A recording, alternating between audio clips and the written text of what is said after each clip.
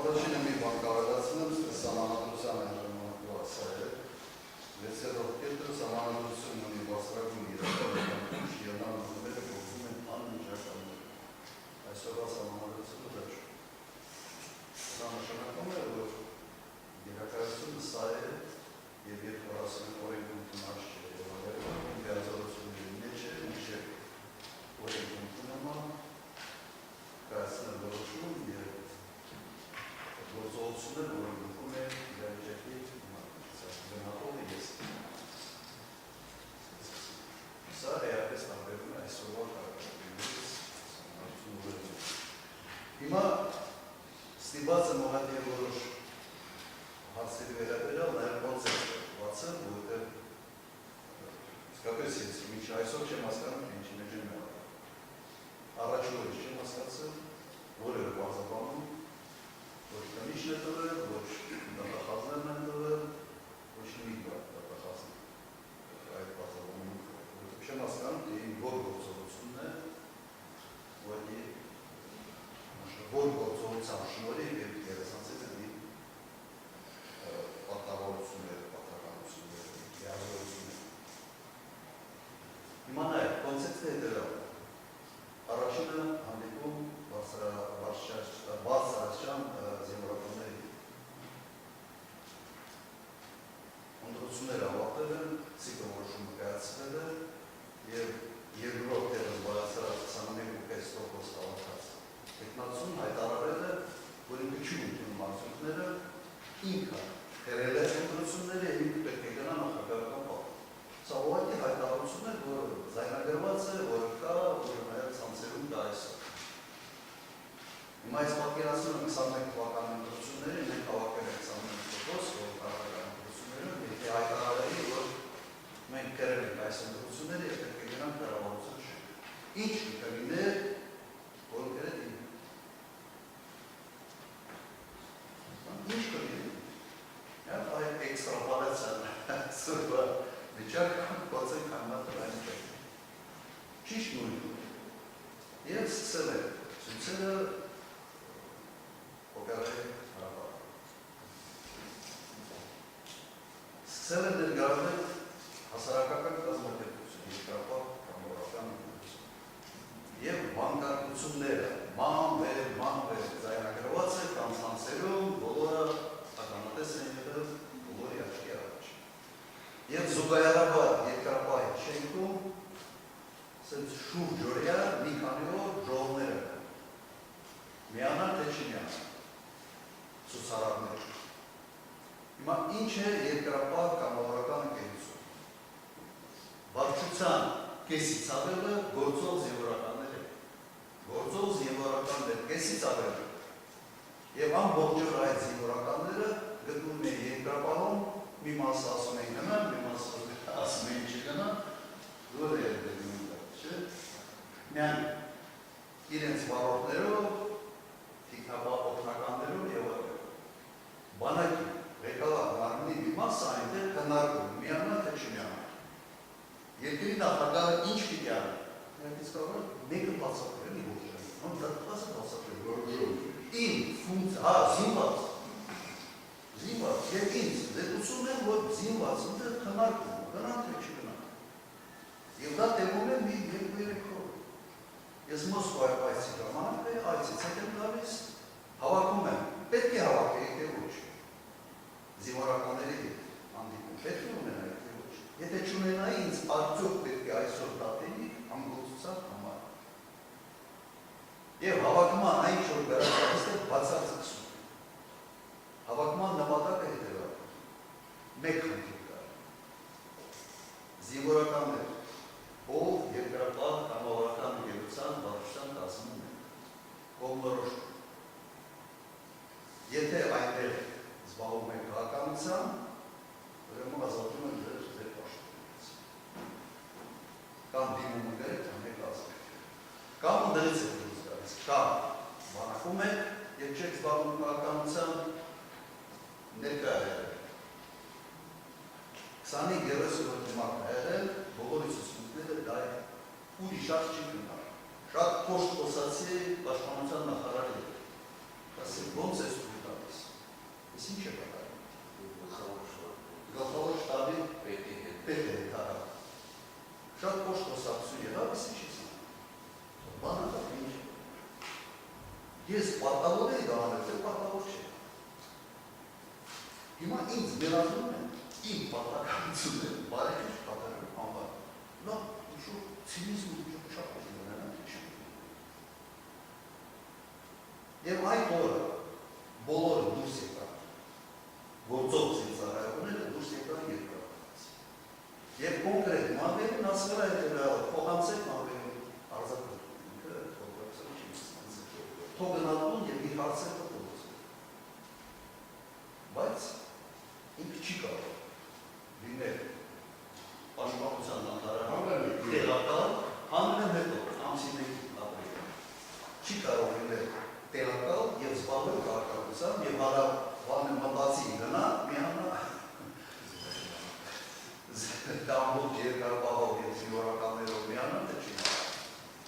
բողոքությունը սա է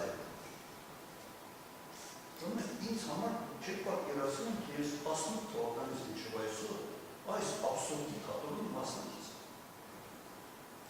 և դա մեղն է այսպես ասենք ներածում եմ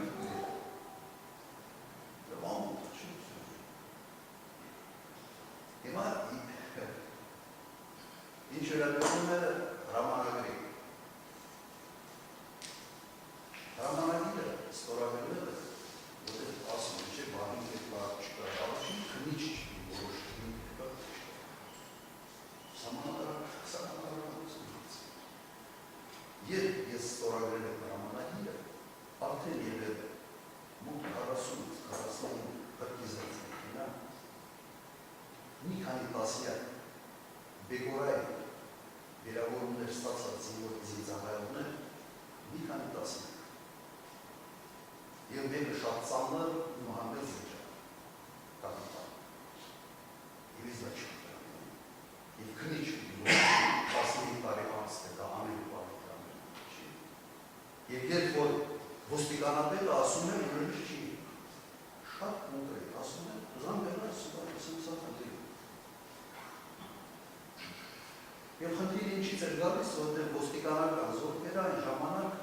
օրհասական էր 18 տարեկան, 19 տարեկան, այսպես ժամկետային զինծառայողներ եկան, այսպիսին էր գալիս։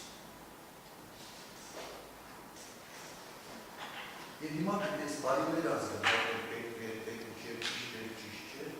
իմ լիազորությունների մեջ է։ Կրկնել, եթե ես այն ժամանակ դա չանեի, ինձ այսօր իսկապես պետք է դատել անգործության բայց դատախազի ֆունկցիան չի և ոչ էլ այս վատակ ուրիշ ինչ գործողություն ոչ մի գործողություն նկարագրված չի չկա ուղղակի այս քրեական գործում ուրիշ ոչ մի բան ոչ չկա կան հետևյալ մտերիմ Սերժ Սարգսյանին պահեց չպահեց ես անցած անգամ չեմ անցած անգամ հետո չեմ ստանում դրամասին ապարել Սերժ Սարգսյանը իմ տեխնացում չէ։ Հանրապետական կուսակցության տեխնացում է։ Ես հանրապետական կուսակցության անդամ չէ։ Ես հանրապետական կուսակցության Գարասիմյան չեմ եղել։ Միայն իր ընտրվելուց հետո մի անգամ մտել եմ շնորհավոր։ Չեմ եղել։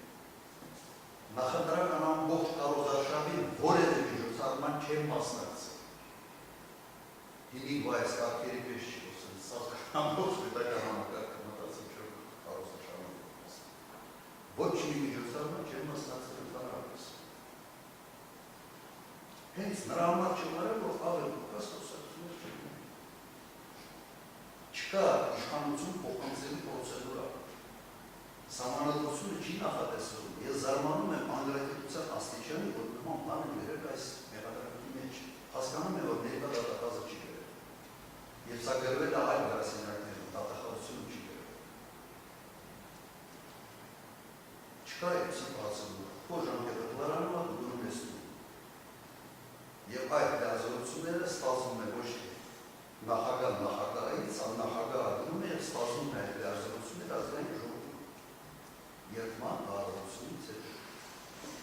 Պրիոն զդաչա չկա, ես անցած անգամ երկու հարցի կարժման հարցի, չէ, միջնորդությունը, այդ ամեն ինչի մասին կերտալքիտ ասացի։ Իդեպ դուք որևէ հարց այդ հարցերի վերաբերյալ չեք։ Ես հասկանում եմ, որ երբ հարց չեն տալիս, հնչորով, էվանների վերաբերյալ, նպատակը մեկ ուրեմն հարց շտվողը չգիտի ինչ անելու պատասխանի։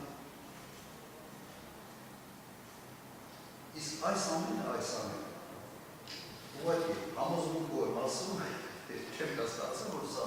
պատվեր է, սա քաղաքական պատվեր է, եւ այս պատվերի հետ առաջ SMS-ով եմ ուղարկում, հիմա հրապարակային եմ ասում։